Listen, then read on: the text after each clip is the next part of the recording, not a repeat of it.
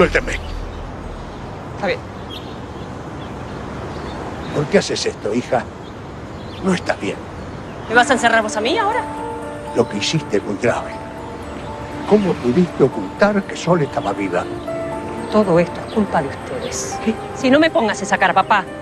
Si sabes perfectamente. Ustedes me hicieron así. Vos con tu ausencia.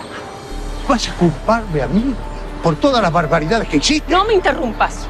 Mamá se fue demasiado pronto y ustedes... Todo era para Lili. Yo siempre vivía bajo su sombra. ¿Pero cómo pudiste ocultarme a mi nieta? Solo tenías ojos para Lili, papá, cuando no estabas de viaje.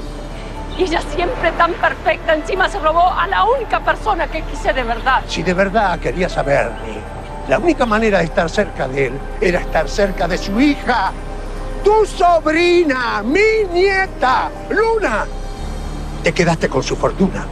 Pero ninguna fortuna va a darte lo que no tiene tu corazón. Basta. No te quiero escuchar más. Estás llena de odio, de rencores, pero esto no puede seguir así.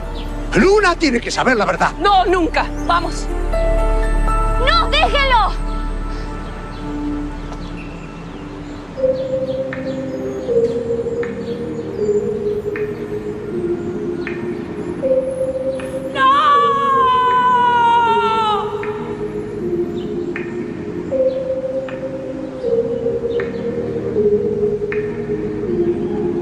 Estoy aquí sin nada más, no sé por qué, lo siento así.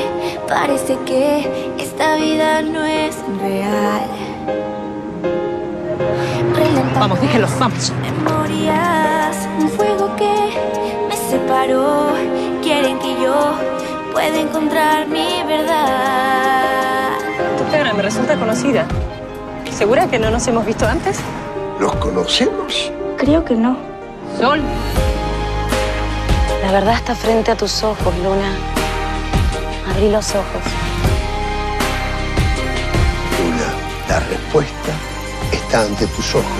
Quiero recordar que la vida es un sueño y en mi corazón siempre guardaré un lugar por si te llego a encontrar.